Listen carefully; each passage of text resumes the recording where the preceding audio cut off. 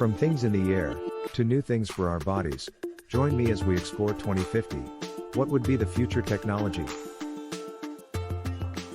We are in the year 2023, and if we're being honest with ourselves, technology is incredibly advanced, and we're making strides that can push things even farther. We have cars that are much safer than they've been in the past decade, and we're even making fully electric cars that can help save the planet. There are even plans for self-driving cars and even self-driving Ubers that make the future of transportation very exciting. And that's just one technology that we're growing at a fast rate. What about all the others that are out there? What will technology be like as we get closer and closer to 2050? Let's start with one that well and truly could happen very soon: drones. Wait a minute, drones are already here. And yes, they are. But more times than not, the drones you are seeing are small, piloted by people who are just trying to have some fun. Or are the ones that are used by the military right now for strikes and surveillance.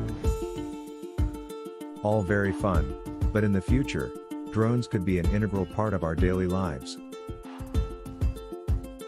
You've likely seen shows and people talk about how in a few years drones could be the new deliver services.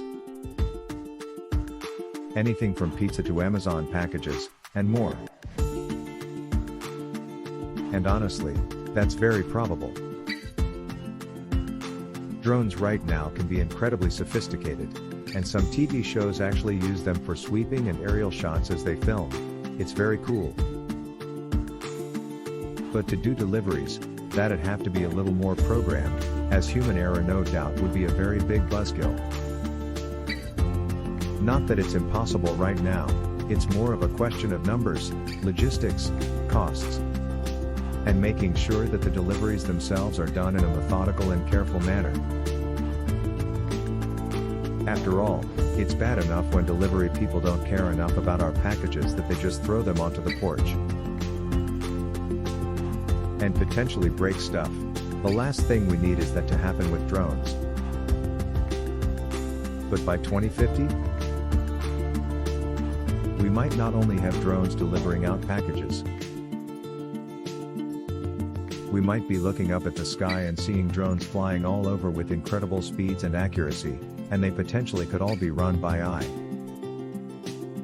The potential is there, and by that point various upgrades to drones and their programming will no doubt make them all the more efficient, durable, and quick. And potentially, they could go beyond basic deliveries for people and do emergency work. Imagine a drone taking a vital piece of medical material to a hospital to ensure it doesn't get stuck in traffic. Or helping watch over an important convoy to let people know on the ground if there is trouble. There's many ways that drones could affect our world. The only question is, will we let them by 2050? Let's keep going with transportation, shall we?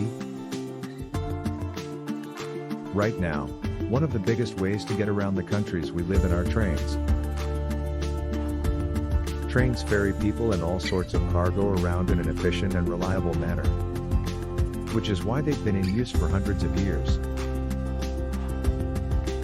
But, if we're being honest here, while trains are efficient and reliable in certain ways, they aren't exactly fast. Especially when it comes to passenger and freight trains. They can take a long time to get to their destinations, and at times it's more logical to take other modes of transportation.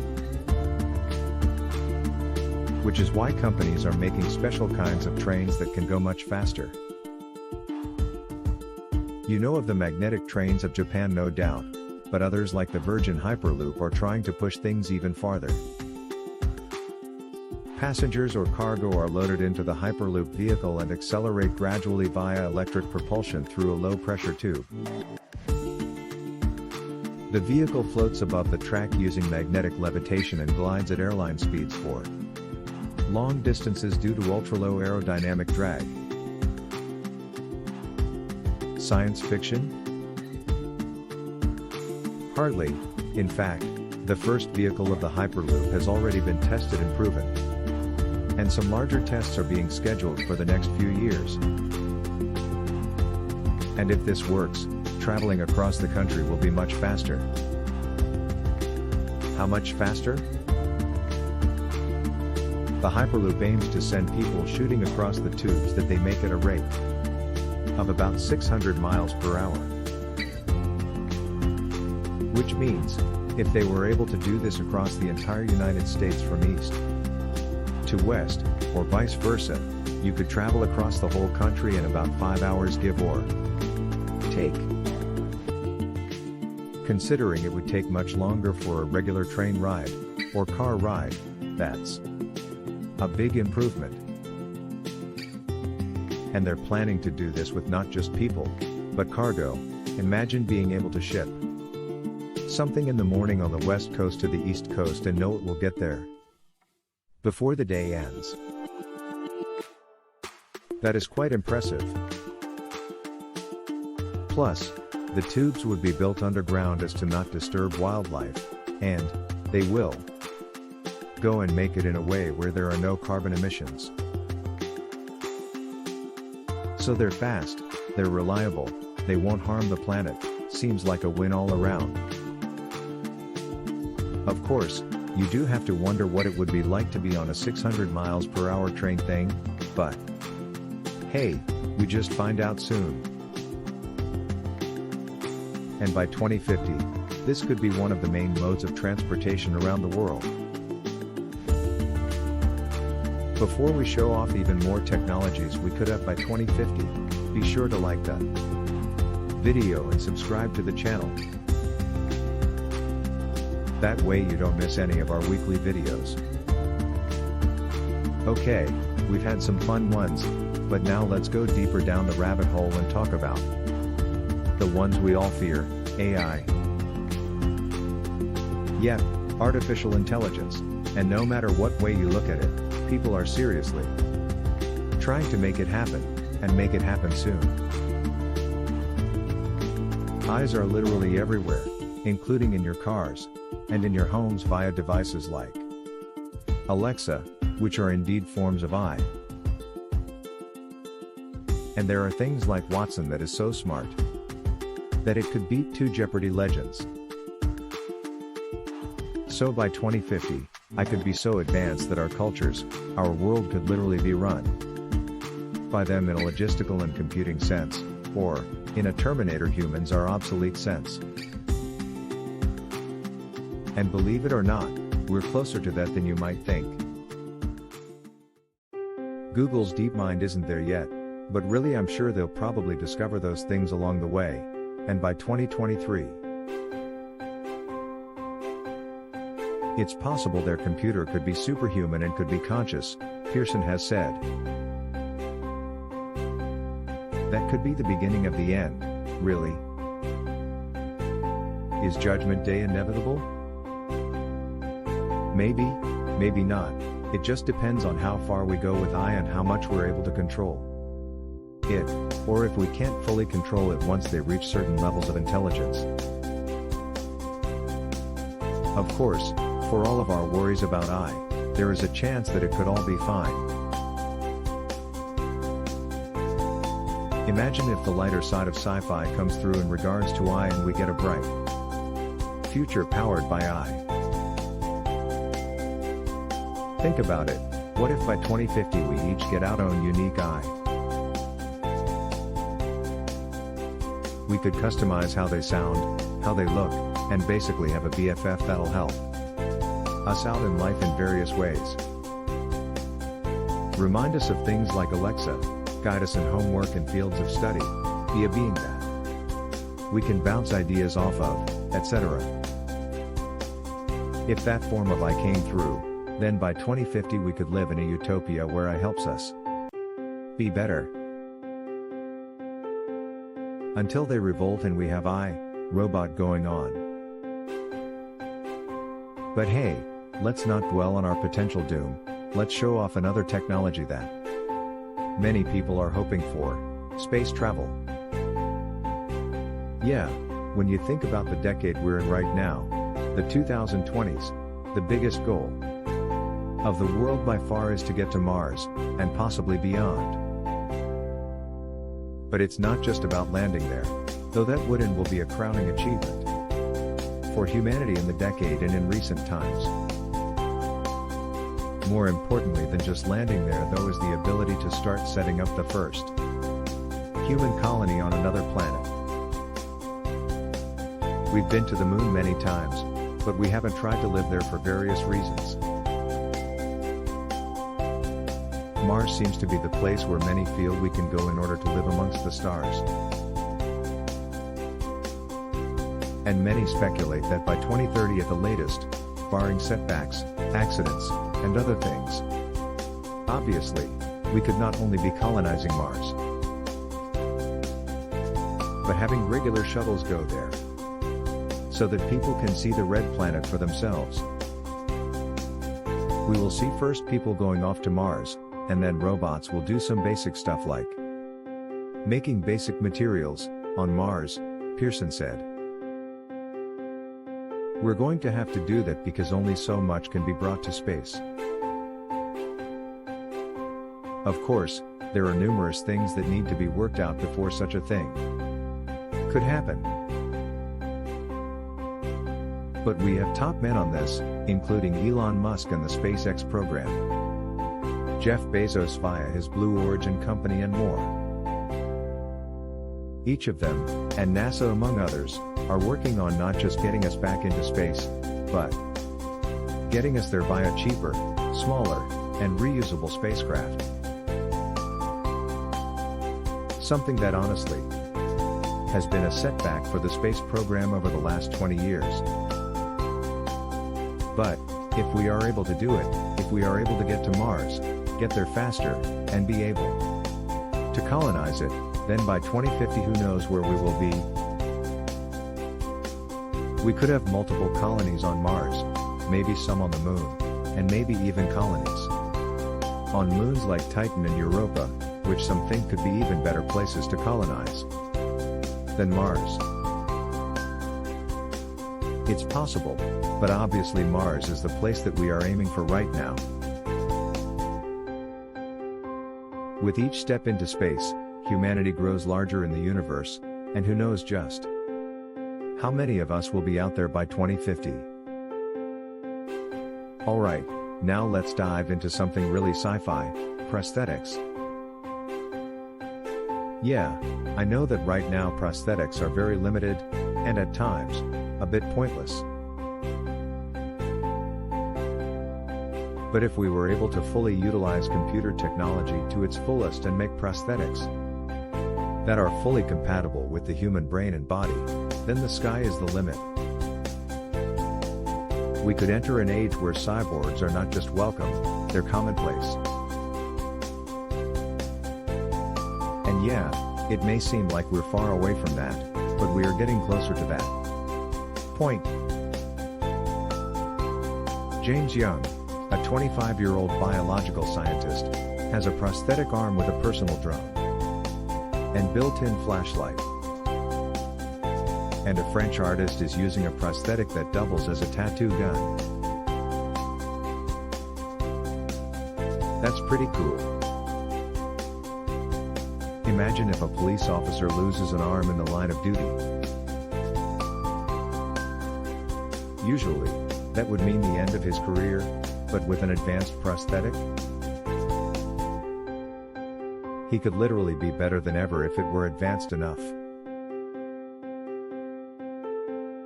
The biggest problem with these fake limbs is that most of them are plastic, meant to convey that the arm or leg is still there, and thus still usable. The bridge to cybernetic implants lies in the brain, being able to use the computer tech to sync with the brain and give accurate commands. We haven't fully bridged that gap yet. But when we do, dang, life is going to get a lot more interesting. And don't forget, these prosthetics could be used in many ways other than helping people with lost limbs. They could be put onto other objects, or potentially even be worn as exoskeletons when needed. Think of it like Jax from Mortal Kombat. Some people could even ask for implants to be put into their arms or legs to give them an extra boost, like TJ Combo from Killer Instinct. What? I like video games, and they have plenty of cybernetic people. The point is, by 2050, if these things are made, a lot of people won't feel broken or weak anymore because they've lost limbs or the abilities of their arms or legs. They'll be whole again, and be able to do things just like they were before, if not better. And that's a future we should definitely be trying to live for. Now let's go to something a bit more unique. Look at yourself right now, specifically, look at the clothes you are wearing right now. What are they made of? What do they feel like? What do they look like? Of all of these answers, I bet none of them are. They look like they can give me superpowers. Because they can. Not yet anyway. Think about it like this. What if the clothes you were wearing right now felt the same? Looked the same, but could do more? With the growth of nanotechnology, your clothes could potentially be imbued with various materials or technologies that help you improve your strength, durability, and more. For example, what if you had a shirt on that was light as a feather, but could absorb impacts and leave you with no injuries? That would be pretty impressive and important, especially in this age of gun violence we live in. Or, what if the uniforms of firefighters made them completely heat-resistant and burn-proof? Further ensuring that they are able to do their jobs without much risk to their lives. The technologies that we can put into clothes is out there, and some people are working on it right now, both in terms of multiple functions, but also cosmetic appeal. Imagine if by 2050 we have the ability to craft whatever kinds of clothes we want, and even select what kind of abilities they have. Imagine you wear a special kind of top that has a special pattern on it, and then when you press a button or say a keyword, the pattern unfolds and suddenly you have wings on your outfit. Wouldn't that be cool? If done right, this could be the newest wave of fashion and style in the future. See? The future is him. I'm sure that last one left you drooling, so let's temper your expectations and talk about school. Yes, it sucks, and learning can be a chore. But in the future, it may be a lot more interactive. Over the last decade or so, computers in schools have been a must-have for various courses. But if the advent of virtual reality simulations come through as many expect them to, it could lead to all sorts of innovations in the classrooms that could help kids what's going on. You could take students to an environment in the past and show them what was happening. Like watching a battle taking place, Pearson said. You can explain that sort of thing more easily if they can see it happening, than if you are looking at a textbook. Oh yeah, history and geography classes would be much more fun, that's for sure. Or imagine an audiobook, but instead of just an audio, you can see the characters coming to life before your eyes and you watch them interact with others. Heck, school plays could have projected environments to make things seem more real. And of course, you could have virtual tutors to help you with problems that the teachers aren't able to help with. Education is definitely something that can benefit from advanced technologies, and by 2050, our school systems could be so revolutionized that you'd have to try really hard to fail class. Though I'm sure some of you would still try. Finally, let's talk about something that I'm sure you'll be horrified to hear. In the future, you likely won't need a phone. I know, you're stunned, but think about it, right now, smartphones are becoming more and more advanced every single year. New features, new programs, etc. But by 2050, your phone won't likely need to exist because you'll have access to it. And more via something else. What exactly? That depends on the technology, but for this example, let's imagine a wrist gauntlet. Instead of typing up a number, you simply have to say, "Call mom." But obviously the gauntlet could do more than that. It'll likely have a holographic screen that you can use to look up information on a much bigger keyboard. And depending on what sci-fi future you believe will have, it'll have things that can scan objects, detect dangers, warn you about upcoming problems, and may even have an eye companion. So yeah, your phones are important right now, but in the future? More than likely not. Thanks for watching, everyone. What do you think of this look at the future and what it might entail? Can you guess which of these things we'll actually have in 2050? What thing do you personally want to have now and not later? Let me know in the comments below. Be sure to subscribe, and I'll see you next time on the channel. Thanks for watching, everyone. What do you think of these technologies that we could have by 2050? Which of them do you think the world needs sooner rather than later? And which do you personally want to have in your lives before 2050 comes around? Let me know in the comments below. Be sure to subscribe, and I'll see you next time.